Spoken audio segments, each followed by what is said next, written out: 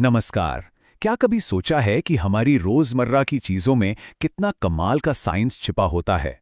आज हम एक बहुत ही आम सी चीज, एक चम्मच के जरिए प्रभास के कुछ सबसे दिलचस्प रहस्यों से पर्दा उठाने वाले हैं।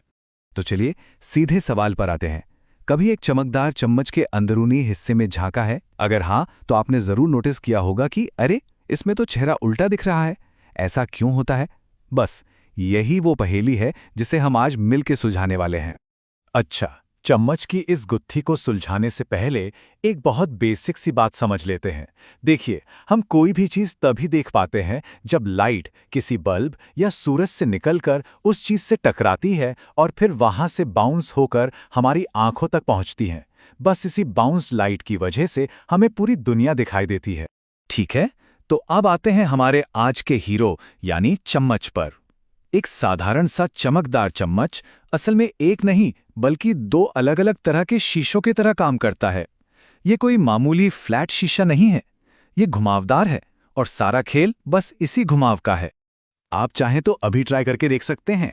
जब चम्मच के अंदर वाले गहरे हिस्से में देखते हैं तो रिफ्लेक्शन उल्टा होता है, और जैसे ही चम्मच को पलटते हैं और उसके बाहर वाले उभरे हुए हिस्से को देखते हैं तो रिफ्लेक्शन सीधा हो जाता है, पर थोड़ा अजीब सा, छोटा और फैला हुआ सा लगता है ना कमाल?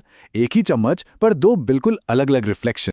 साइंस में इन घुमावदार सतहों के अपने खास नाम हैं। तो चम्मच का जो अंदर वाला गहरा हिस्सा है उसे हम कहते हैं अवतल दर्पण या कॉनकेव मिरर।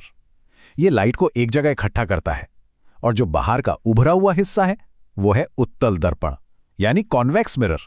ये लाइट को बाहर की तरफ फैलाता है। बस यही दो नाम आज के रहस्य की चाबी हैं। तो चम्मच का ये राज समझने के लिए हमें इन गोल शीशों की भाषा, मतलब इनके कुछ बेसिक रूल्स को समझना पड़ेगा। एक बार ये रूल्स पल्ले पड़ गए ना, तो सब कुछ मक्खन की तरह साफ हो जाएगा। अच्छा, तो सबसे पहले आता है ध्रुव या पोल, जिसे हम पी से दिखाते हैं। ये बस शीशे की जो चमकने वाली सरफेस है उसका बिल्कुल बीच का पॉइंट होता है। समझिए, ये हमारा स्टार्टिंग पॉइंट है। अब जरा इमेजिन कीजिए कि ये जो शीशा है ये एक बहुत बड़े खोखले कांच के गोले का एक टुकड़ा है।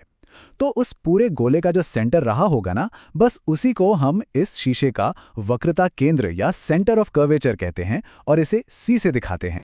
अब अगर हम एक सीधी लाइन खींचें जो हमारे पोल पी और सेंटर ऑफ कर्वेचर सी दोनों से होकर गुजरे, तो इस लाइन को कहते हैं मुख्य अक्ष या प्रिंसिपल एक्सिस। ये समझिए शीशे की मेन सेंटर लाइन है।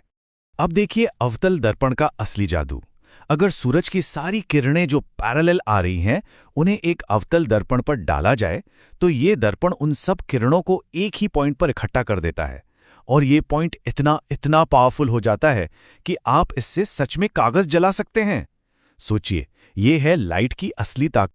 और बस यही जादुई पावरफुल पॉइंट जहां सारी किरणें आके मिल रही हैं, उसे ही हम कहते हैं मुख्य फोकस या एफ।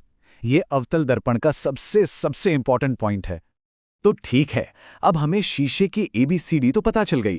अब देखते हैं कि इन रूल्स का इस्तेमाल करके इमेज यानी प्रतिबिंब बनता कैसे है। ये असल में बहुत सिंपल है। बस कुछ रूल्स हैं जिन्हें फॉलो करना है और हमें पता चल जाएगा कि इमेज कैसी दिखेगी। रूल नंबर 1, और ये सबसे जरूरी है, कोई भी लाइट की किरण जो मेन एक्सिस के पैरेलल आती है वो शीशे से टकराने के बाद हमेशा हमेशा फोकस F से होकर ही निकलेगी। ये नियम पत्थर की लकीर है। अब दूसरा रूल, ये पहले वाले का बिल्कुल उल्टा है। सिंपल, अगर कोई किरण पहले फोकस F से गुजरती है और फिर शीशे से टकराती है तो टकराने के बाद वो मेन एक्सिस के पैरेलल हो जाएगी। देखा, लाइट कितनी प्रिडिक्टेबल है। और अब रूल नंबर 3, जो किरण सेंटर ऑफ कर्वेचर C से होकर गुजरती है वो शीशे से टकराकर बिना रास्ता बदले ठीक उसी रास्ते पर वापस लौट जाती है। ऐसा इसलिए होता है क्योंकि ये किरण शीशे की सतह पर बिल्कुल 90 डिग्री के एंगल पर टकराती है। तो अब हम आ गए हैं उस बड़े सवाल के जवाब के बिल्कुल करीब। इमेज कैसी बनेगी? उल्टी या सीधी? छोटी या बड़ी? ये सब कुछ सिर्फ एक चीज पर डिपेंड करता है, और वो है कि चीज शीशे से कितनी दूर रखी है।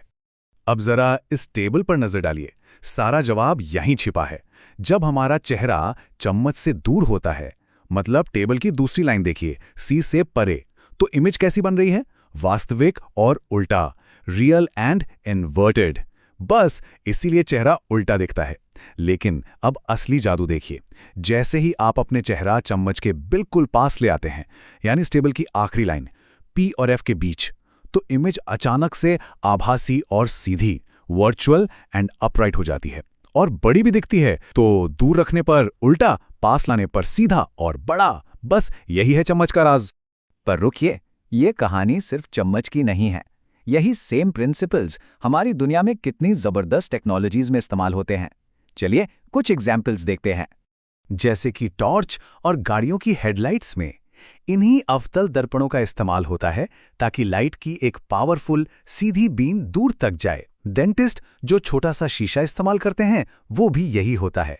इससे उन्हें दांतों की बड़ी और सीधी इमेज दिखती है, ठीक वैसे ही जैसे चम्मच को पास लाने पर हमें दिखती है। और तो और बड़ी बड़ी सोलर भट्टियों में सूरज की रोशनी को एक जगह कॉन्सेंट्रेट करके जबरदस्त गर्मी पैदा करने के लिए भी यही अवतल दर्पण काम आते हैं।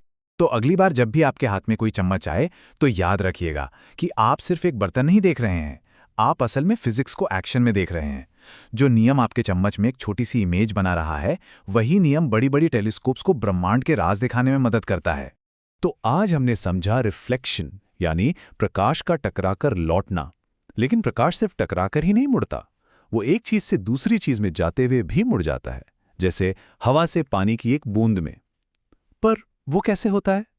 हाँ, ये एक और दिलचस्प कहानी है जिसके बारे में बात करेंगे फिर कभी।